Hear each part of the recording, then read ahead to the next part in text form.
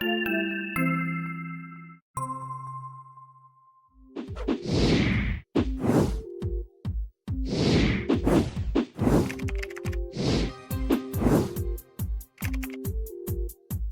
today's podcast, we are going to focus on probably one of the biggest stories happening around the world right now, and that is we're going to talk about the coronavirus. Right. Some people had mentioned this to us over the past couple of weeks. Would you guys talk about it? Would you mind, explaining some of the ins and outs of this disease, illness, disease, virus. So we thought, let's collect what information we can gather that's reputable. What prompted us to do this is that we in the United States had our first confirmed death. Right. It occurred in it's a health facility, what we would typically call a nursing home in Washington State.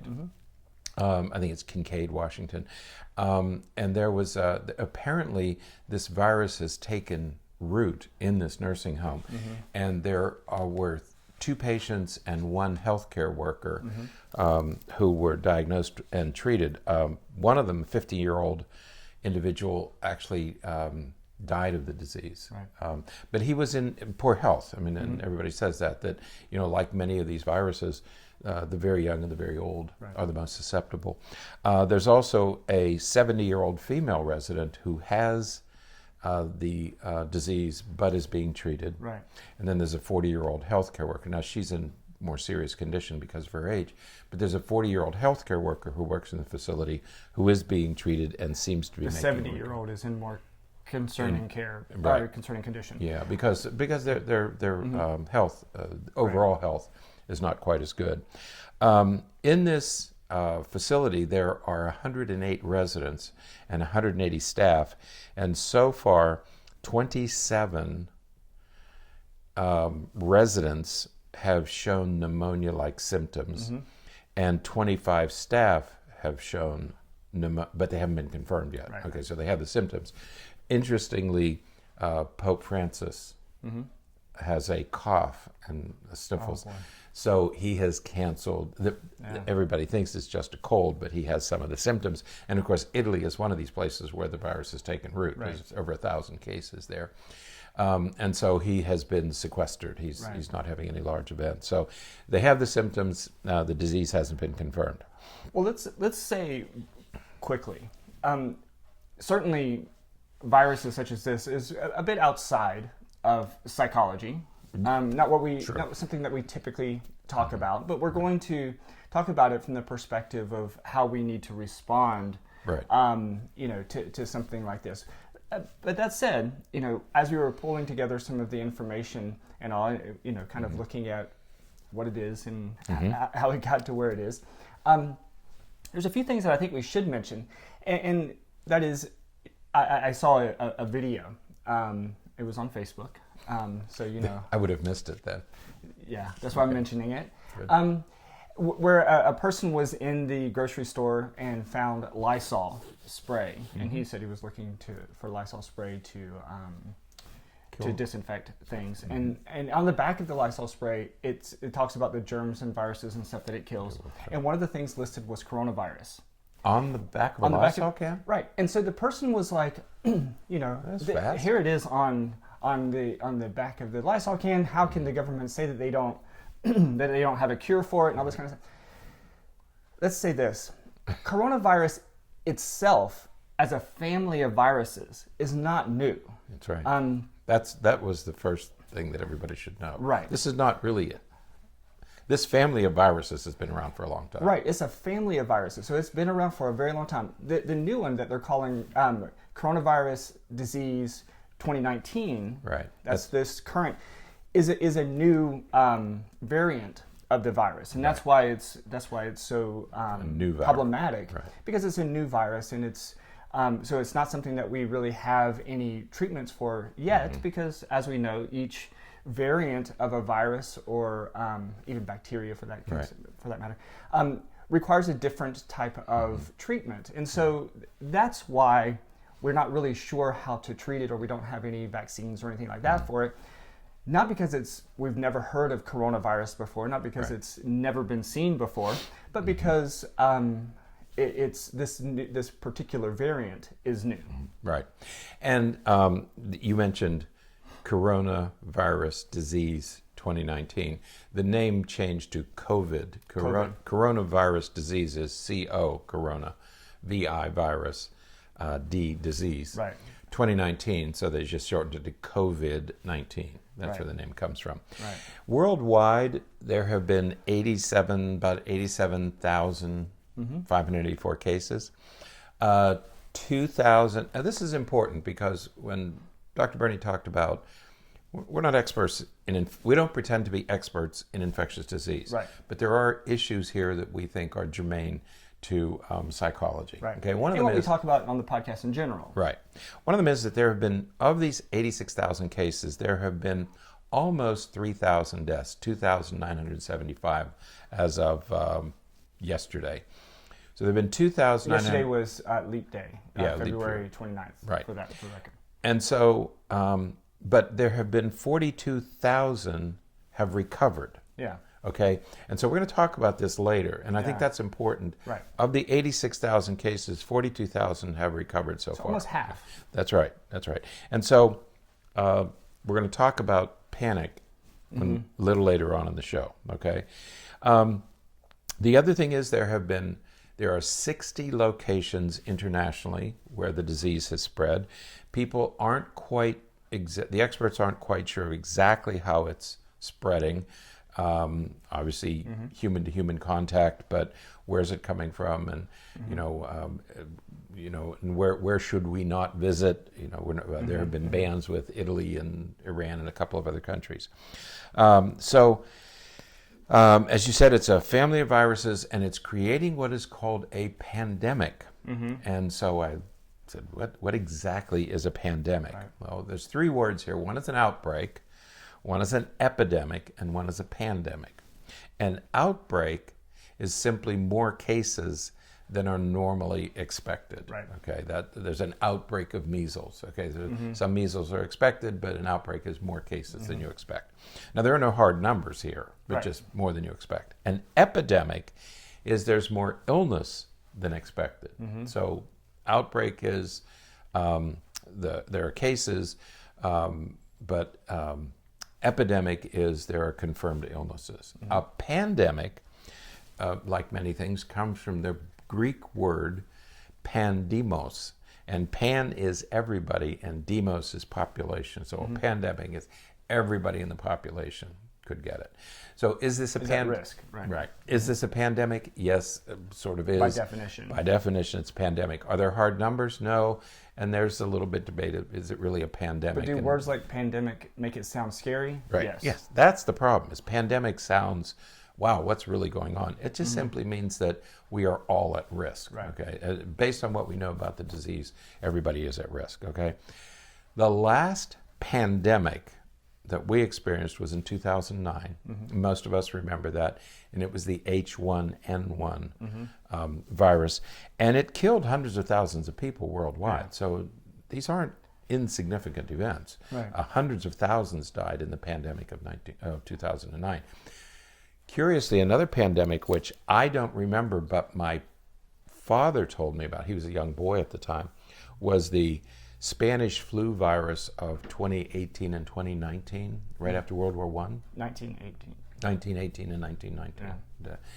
And the reason I know about that is my grandmother was a young woman, but she was sort of the village healer, of people who got the flu. And more soldiers died, more of our soldiers died of that flu than died in World War I. Yeah. Okay, so there were millions of people who died. We didn't have the healthcare system then that we have now. We're going to talk a little bit about the healthcare system in relationship to this. So that gives you some broad notion of the numbers. And the other thing we urge you to do, if you're going to look up information, please rely on reputable sites. Right. The Center for Disease Control, CDC in Atlanta, is putting out regular bulletins. Please go to the most reputable sources. Right. Okay? And we have a link to their most recent update in the show notes. And that was from, again, yesterday, February 29th.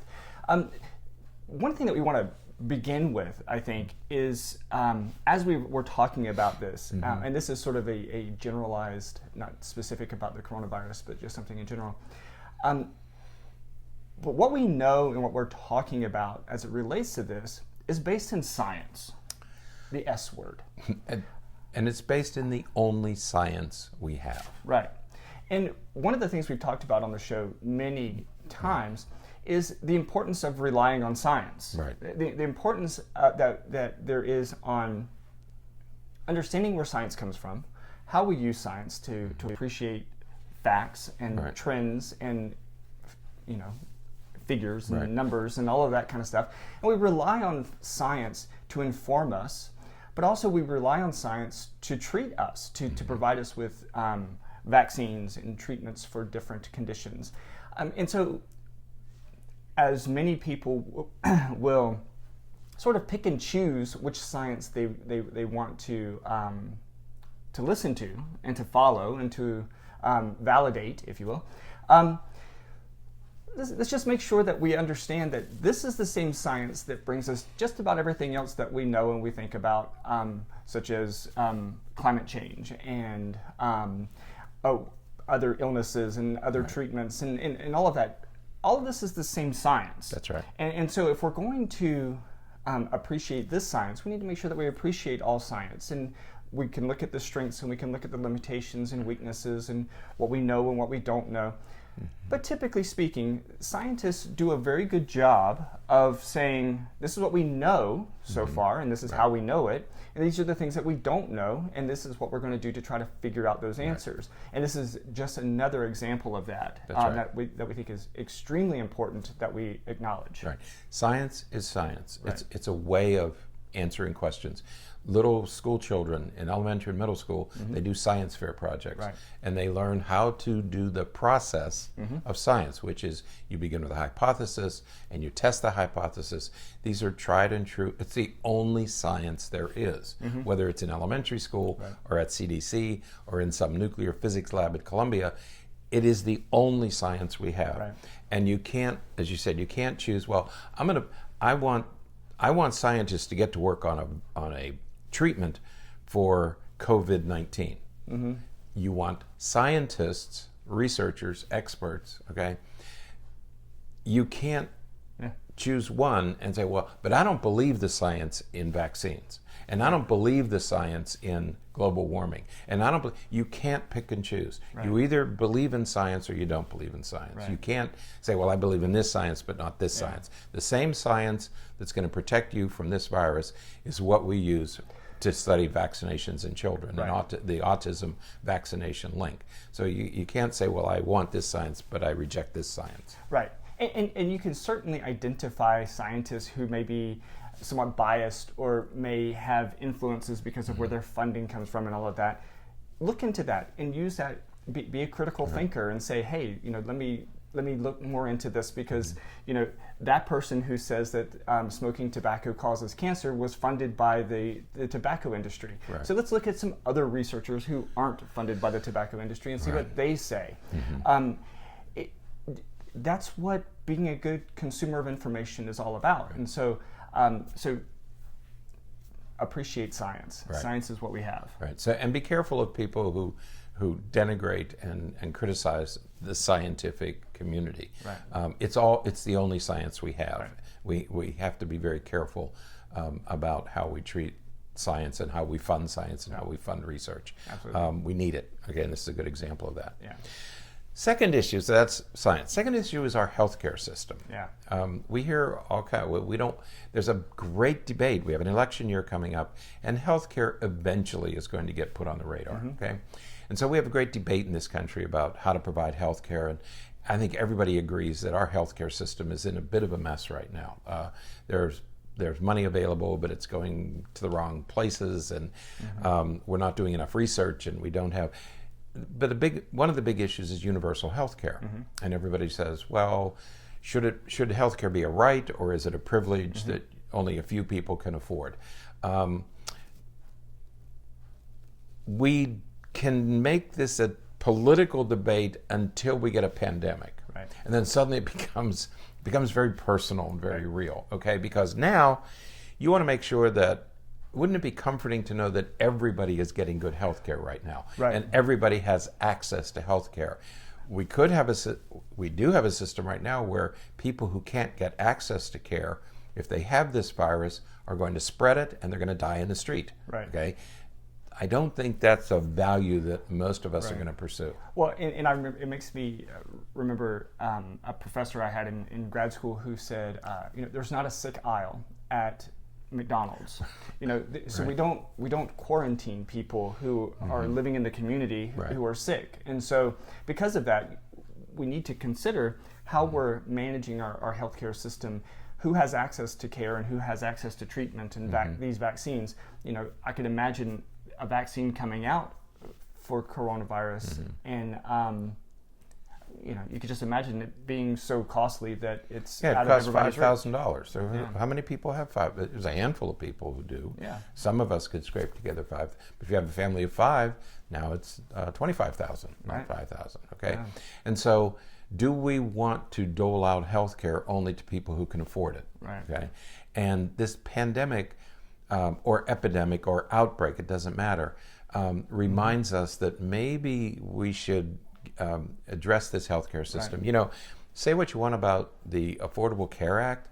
I refuse to use the word Obamacare because it sounds derisive and derogatory. But 20 million people got health insurance. 20 million people were added and we're able to get health insurance because of that. We have programs for children in most states where they can get low cost or little cost, they can get health care. I think we need to start thinking very seriously about how we're going to keep everybody healthy, because it now depends. I mean, you're in trains and buses and offices and buildings, and like you said, in a restaurant, your waitress, your waiter, the people doing your cooking. Every place you go, you're going to be exposed to people who are sick. And if everybody doesn't have health care, everybody is at risk. Absolutely. So I think we need to reframe that debate a little bit. Right. Okay? What about the panic? Yeah. That's it. And that is the crux of what we want to communicate with you guys today. And that is, yes, there's a lot of information coming out about this. Right. Yes, it is a hot story. And yes, it is... sort of a sexy topic that everybody's talking about, and like, hey, let's look at this coronavirus, and there's all these memes and everything about it, and the masks. Right. You can't buy masks in some cities. Exactly. There are no or you're limited to the number of masks you can buy. And as my daughter wrote to me yesterday, and she said, "Don't bother. The masks actually make it worse because they trap the diseases. So be very careful before you push your panic button." Right. And that's what we have to be cautious of. Let's not panic. There are people who were staying home and not going to work and keeping their children out of school. And, right. You don't need to do that. We're disrupting important parts of our life, parts of our life that we need to continue, whether it's work or school or buying groceries. We're avoiding these things because out of this fear that really isn't based on any statistics that suggest that you're at an increased risk right now. Right. We're not really at an increased risk right now. There is risk globally. We understand. Everybody is at risk for the virus because we have no way to prevent it. Okay. We can prevent polio. We can prevent measles. We can prevent chickenpox. We can't prevent this virus because we don't have a drug yet to do that. And so. But there really is no need to panic, okay? And remember that statistic that we gave at the beginning. Right. Over 42,000, 2,000 people have died, 42,000 people have recovered, okay? So unless you're very old or very young, very, very susceptible, very frail, even if you get this, have the virus and get the disease, you're probably going to recover. I mean, the statistics suggest you're going to recover. Right, absolutely. And we're going to get more treatment. Yeah. The other thing that I didn't mention, CDC has 75,000 test kits. Who gets those? Yeah. Again, you just can't, you're just not going to mount the defense for 300 million people. Yeah. Okay, it's not going to happen. So people who are at risk, healthcare workers, physicians, nurses, they're the ones who need to be tracked and monitored carefully. Right, absolutely. So. And one of the last things to mention, and this is a statistics issue. Not that we're going to do a statistics class. Don't want to trigger anybody's PTSD there, but let's recognize the difference between relative risk and actual risk. Okay, so because people will talk about, we have an increased risk of this, and we have an increased risk, and they'll start throwing out numbers like, you have a 100% increased risk, or you have a 75% increased risk of this or that. Those are called relative risks, and what that means is, if you're the difference between relative risk and actual risk. All right, so if your actual risk is 0.002%. Right. Percent. Now we're getting. Or very, very small. I'm already lost. Very, very small. We're already into statistics. I'm lost. You very, said you very weren't going small. to do that. But if your original risk is 0.002, and it goes from 0.002 to 0.004. Right. Okay? Relative. That's your that's your actual risk. All right. It went up from 0.002 to 0.0. It's still pretty small. It's so small. Right. But the statistics that you'll hear on the news is it went up 100%. Right. Because it went from 0.002 to 0.004. That's a 100% increase. But the numbers are small. But they're so small. So that's the actual risk. The actual risk is so small. The relative risk is scary. So be mindful when you hear some of these numbers being thrown out. Just be mindful that it is provocative, and it gets you to watch the news, which is a lot of the purpose of the news now. It gets you to watch the news, and that's what they want. And so be mindful of what some of these numbers mean. Don't just listen to the numbers and say, oh my gosh, I can't go to the grocery store today, or I can't send my kids to school today because the risk is so high because they throw these numbers out. It's still 80,000 people out of how many billions of people in the world. Right. Yeah, there's 86,000 cases, but there are billions of people in the world. Right. So it's a very, very tiny fraction. Yeah. A final note, alternative facts. Right. This is the danger when people talk about alternative facts, and that's your opinion, and that there are times, many times, when we need very hard data. Very specific numbers. And this is one of those cases. So when people talk about alternative facts and this is your opinion and, well, what about that? No, this is where science is absolutely necessary. And this is why we have to fund science.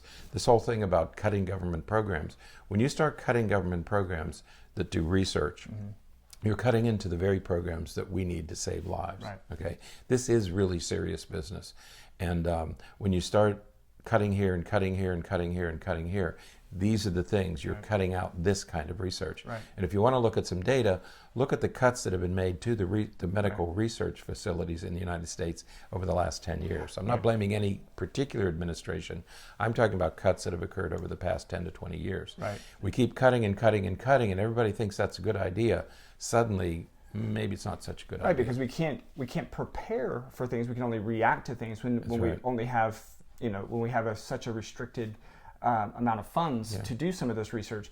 It doesn't become a priority until it has to be a priority. Everybody forgets that about 15 years ago, a guy by the name of Grover Norquist was able to push through Congress a pledge that they would not only not raise taxes. He made representatives, our elected officials, sign a document that they would not vote for any tax increases. And also, there was a thing called the sequester, which everybody forgets about, that funds were frozen at that level, and that was about 15 years ago. And so we have to be very careful about allocation of resources. These kinds of programs that we need for these kinds of healthcare issues and but particularly healthcare issues, they have to be funded adequately. There is money available. There's money for a lot of things. Certainly we have money for this. Absolutely. So, all right, so don't panic. Don't politicize it. Don't panic. Get the information, but don't panic. Right. All right, that is it for today. Until next time, stay happy, stay healthy, and forget to be afraid.